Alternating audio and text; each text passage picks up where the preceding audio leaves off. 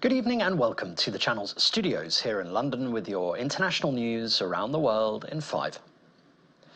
The Israeli military has sacked 2 senior officials after 7 World Central Kitchen aid workers were killed in a strike in Gaza on Monday.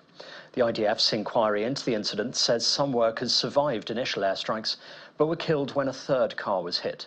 WCK has called for an independent commission to investigate the killings, saying Israel's apologies represent cold comfort for the victims' families. The charity and other aid agencies have paused their operations in Gaza, where the UN estimates 1.1 million people, half the population, are facing catastrophic hunger. It comes after Israel says it has approved the opening of the Erez crossing and Ashdod port for humanitarian deliveries. More aid from Jordan will also be allowed to enter via the Kerem Shalom crossing.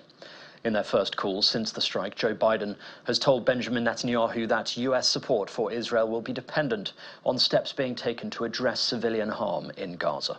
The president made it clear that our policies with respect to Gaza will be dependent upon our assessment of how well the Israelis make changes and implement changes to make the situation in Gaza better for the Palestinian people. President, well, all of us, but particularly the president, was certainly shaken by the attack on the WCK convoy and the aid workers. As I said earlier, it wasn't the only event. There had been others like that, humanitarian aid convoys coming under fire and losing people. And the president felt strongly that it was time to talk to Prime Minister Netanyahu about his concerns. Ukraine has conducted coordinated strikes on a military airbase inside Russia overnight and claims to have destroyed 6 Russian planes at an airbase in Rostov region. The anonymous Ukrainian intelligence source did not provide evidence for their claim, which is unverified. This a satellite image of the Morozovsk airbase from 2021. Meanwhile, Russia's defense ministry says its forces have captured another village in the Donetsk region.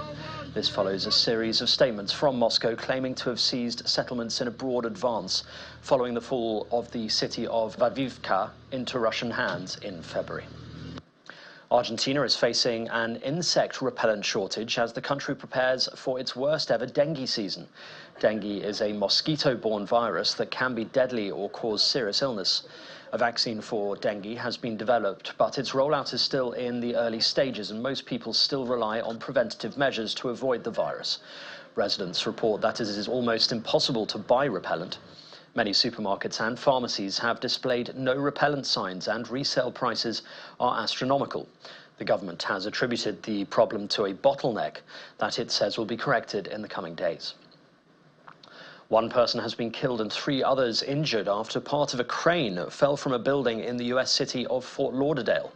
Crews were in the process of increasing the crane's height when a section of it came loose.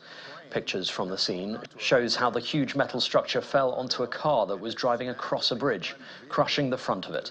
A construction worker died after falling with the crane section. 2 of those injured were taken to hospital while a 3rd was treated at the scene. An Ethiopian bank has put up posters shaming customers it says have not returned money they gained during a technical glitch. Notices bearing their names and photos could be seen outside branches of the commercial bank of Ethiopia on Friday. The bank says it has recovered almost 3/4 of the $14 million it lost. Its head warned that those keeping money that is not theirs will be arrested.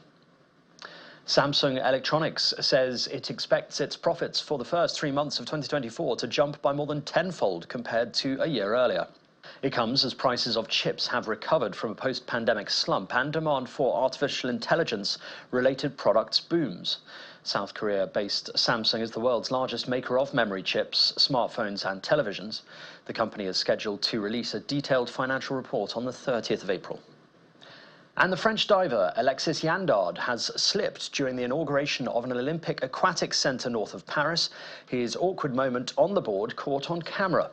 Laughing off the incident later on social media, the 26-year-old thanked people for their support. The event at the venue, one of 2 purpose-built for the Paris 2024 Games, was attended by President Emmanuel Macron. And that's your international news around the world in 5. Now back to the channel's studios in Lagos.